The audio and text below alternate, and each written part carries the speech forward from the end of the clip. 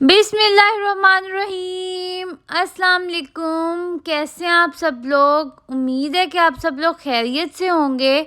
अल्लाह पाक आपके रिज़्क में और आपके घरों में ढेर सारी बरकत डाले और जो भी मुश्किलात और हाजात हैं वह नबी पाक सल्लल्लाहु अलैहि वसल्लम के वसीले से जल्द अज जल्द पूरी हो जाएं और हमारे फ़लस्तीनी बहन भाइयों पर जो मुश्किल वक्त आया हुआ है वो भी जल्द अज जल्द टल जाए। आज मैं आप लोगों के लिए सर्दियों की सौगात ज़बरदस्त से साग की रेसिपी लेकर आई हूँ। आज मैं आप लोगों को बताऊंगी कि गाँव जैसा साग आप अपने घरों में कैसे बना सकते हैं और ज़बरदस्त सी टिप्स एंड ट्रिक्स बताऊंगी कि आप अपने साग को टेस्टफुल कैसे बना सकते हैं। तो चलिए चलते हैं और रेसिपी को स्टार्ट करते हैं। बिस्मिल्लाहिर्रहमानिर्रहीम। सबसे पहले मैंने लिया था 1.5 किलो साग और उसको जो है ना अच्छे तरीके से कट कर लिया था छोटा छोटा सा। जो सख्त डंठल थे ना वो मैंने साइड पर कर लिए थे, उनका मैं इस्तेमाल बिल्कुल भी नहीं करूँगी, नहीं तो मेरा जो साग है ना वो बहुत ज़्यादा कड़वा हो जाएगा और हमें साग को कड़वा बिल्कुल भी नहीं करना है, ज़बरदस्त सा तैयार करना है ताकि जो लोग नहीं भी साग पसंद करते हैं और नहीं खाते हैं वो लोग भी इसको ज़रूर खाएँगे।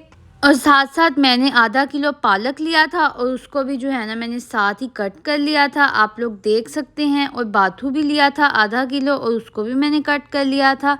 साग जो है क्योंकि साग है तो इस पर ढेर सारी मिट्टी लगी हुई थी, तो सबसे पहले हम इसको खुले पानी में अच्छे तरीके से धो लेंगे। कट करने के बाद मैंने जो था एक टब के अंदर इसको पहले धोया था ताकि जो भी मिट्टी रेत वगैरह थी ना वो नीचे बैठ गई थी। और फिर मैंने साग साफ़ कर मैंने थोड़ा थोड़ा करके साग जो है ना वो धोया था सारा ताकि अच्छे तरीके से ये धुल जाए। और ये देख सकते हैं आप लोग बाथू और पालक भी मैंने लिया था और उसको भी जो है ना मैंने अच्छे तरीके से साथ ही धोने के लिए अब रख दिया है ताकि जो है ना कोई भी इस पे डस्ट वगैरह हो तो वो अलग हो जाए, बाद में जो है खाते वक्त हमें किसी भी किस्म का मसला ना हो। साग की कटिंग का तरीका अगर मैं आप लोगों को बताऊं तो जो साग का ड्राई वाला येलो पार्ट था ना उसको मैंने उतार लिया था और जो जूसी सा पानी से भरा हुआ ग्रीन कलर की जो डंडियां थी ना उनको मैंने नहीं कट किया था और जो है ना उनको अपनी साग के साथ ही कट किया था ताकि मज़ेदार सा फ्लेवर जो है वो ऐड हो जाए। और जो पालक था ना उसके जो सख्त डंठल थे डंडियां थी उनको मैंने हटा दिया था, उनको हम लोग गंदले भी कहते हैं। आप लोग भी कटिंग के दौरान इस चीज़ का ख़ास ख्याल रखिएगा।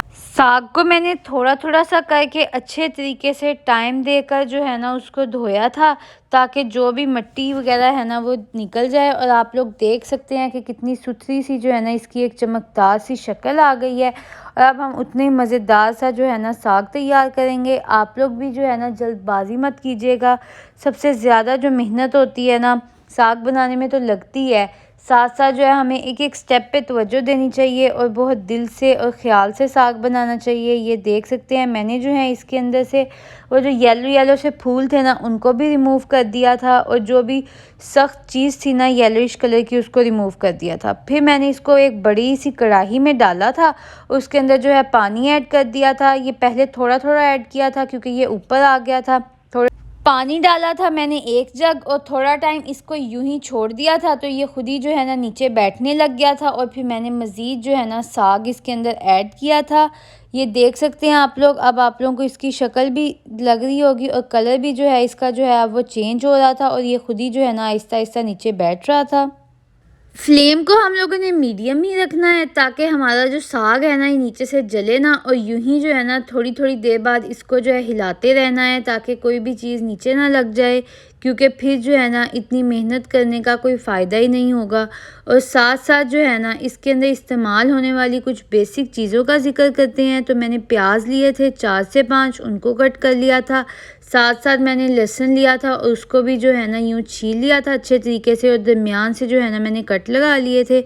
और मैंने ली थी मिर्चें और मिर्चों को जो है ना वो भी इस तरह से धोकर डंडियाँ उतार कर और साफ़ करके साफ़ मिर्चों को लिया था और उनको जो है ना अच्छे तरीके से कट कर लिया था। इस रेसिपी के अंदर हम लोग जो है ना तो गरम मसाला इस्तेमाल करेंगे ना ही ज़ीरा इस्तेमाल करेंगे, कोई भी ऐसी चीज़ इस्तेमाल नहीं करेंगे। इसके अंदर सिर्फ यही कुछ बेसिक चीज़ें हैं जिनका हम इस्तेमाल करेंगे और ज़बरदस्त सा जो है ना साग तैयार हो जाएगा। और मिर्चें जो होती हैं ना सब्ज़, ये तो वैसे ही विटामिन सी का ख़जाना होती हैं, स्किन को भी अच्छा रखती हैं। साग की शक्ल आप लोग देख सकते हैं अब कैसी आ गई है। अब मैंने इसके अंदर जो है ना 3 ग्लास पानी ऐड कर दिए थे और उसको जो है ना पकने के लिए रख दिया था। और ये देख सकते हैं फ्लेम को अभी भी मैं यही कहूँगी मीडियम टू हाई ही रखते रहेंगे ताकि अच्छे तरीके से ये तैयार हो जाए। फिर मैंने इसके अंदर मिर्चें, लहसुन और प्याज जो मैंने कट किए थे ना वो डाल दिए हैं ताकि वो भी जो है ना साथ ही पक जाएं। ये देखें। फिर मैंने इसके अंदर जो है ना 1 चम्मच नमक का ऐड कर दिया था भरकर और फिर जो है ना थोड़ा सा नमक मज़ीद ऐड कर दिया था ताकि मज़ेदार सा फ्लेवर आ जाए, क्योंकि साग के अंदर हमने जो है ना कोई एक्स्ट्रा मसाले नहीं ऐड करने, तो इस वजह से यही चीज़ें हैं जिनसे इसका जायका भी बढ़ेगा और साथ साथ जो है ना मज़ेदार सा फ्लेवर और टेस्ट भी आएगा। अच्छे तरीके से मिक्स कर देंगे ताकि जो हमने नमक ऐड किया है, प्याज ऐड किए हैं, वो अच्छे तरीके से जो है ना हर जगह पे मिक्स हो जाएं, घुल मिल जाएं हमारे इस साग के साथ। ये अभी जो हम लोग काम कर रहे हैं ये हम जायके के लिए कर रहे हैं।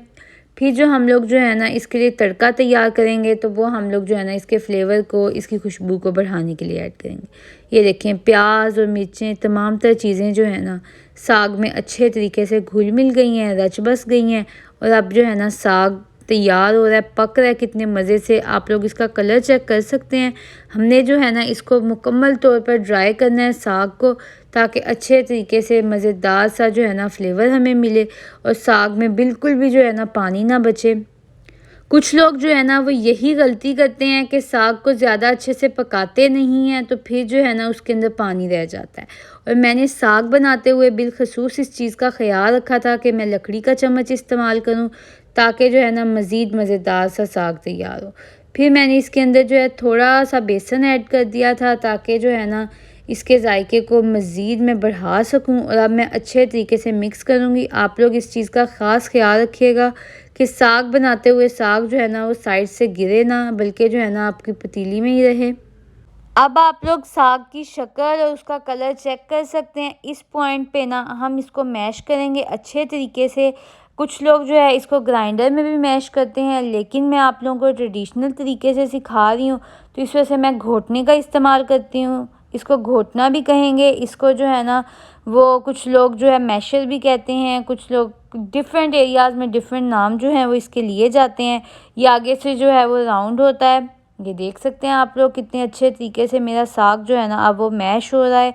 ज़्यादा मेहनत थोड़ी सी लग रही है, लेकिन देखें इतना मज़ेदार सा जब साग तैयार होगा ना और सब घर वालों को बहुत पसंद आएगा तो आप लोग भूल जाएंगे आप लोगों ने कितनी मेहनत की है। इसी तरह से प्यार से मज़े से खाने बनाएं, तारीफ़ें भी लें और मज़े मज़े का जायका भी ऐड करें अपने दस्तरख़्वान।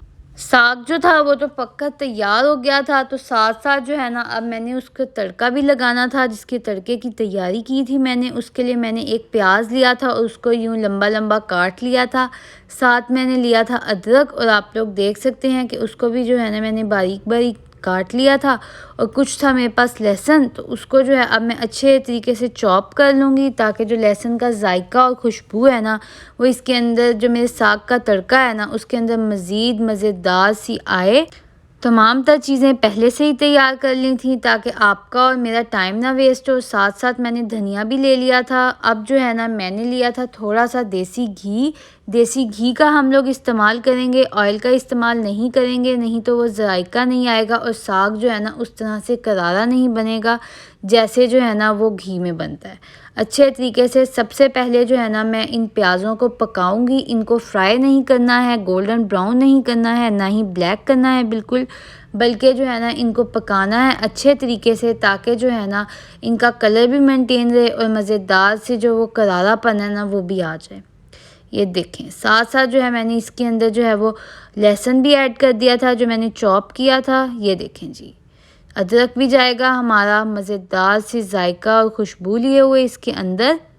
अच्छे तरीके से पकाएंगे तमाम चीज़ों को। फ्लेम को हम मीडियम ही रखेंगे ताकि जो है ना कोई भी चीज़ जले ना, और साइड्स का बिलखसूस ख्याल रखेंगे कि वो बिल्कुल भी ना जलें और साफ़ करते रहेंगे टाइम टू टाइम उनको भी।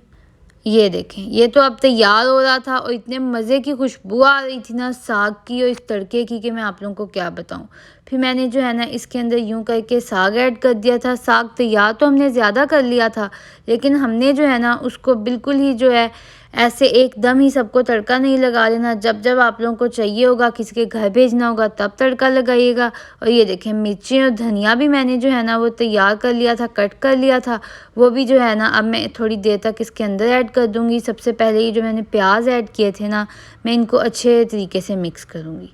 ये देखें, ताकि वो जो मेरे ये साग है ना इसके साथ घुल मिल जाए अच्छे तरीके से। फिर मैंने जो ये धनिया लिया था उसको अच्छे तरीके से साफ़ किया था, कट किया था, वो मैं इसके अंदर ऐड करूँगी। ये देखें, इतने मज़े की खुशबू आ रही थी। अगर आप लोग जो है ना मेरे स्टाइल से साग बनाएंगे तो इंशाल्लाह आप लोगों के घर वालों को भी बहुत पसंद आएगा और आप लोगों को ढेर सारी तारीफ़ें मिलेंगी। तो चलिए चलते हैं और अब मकई की रोटी तैयार।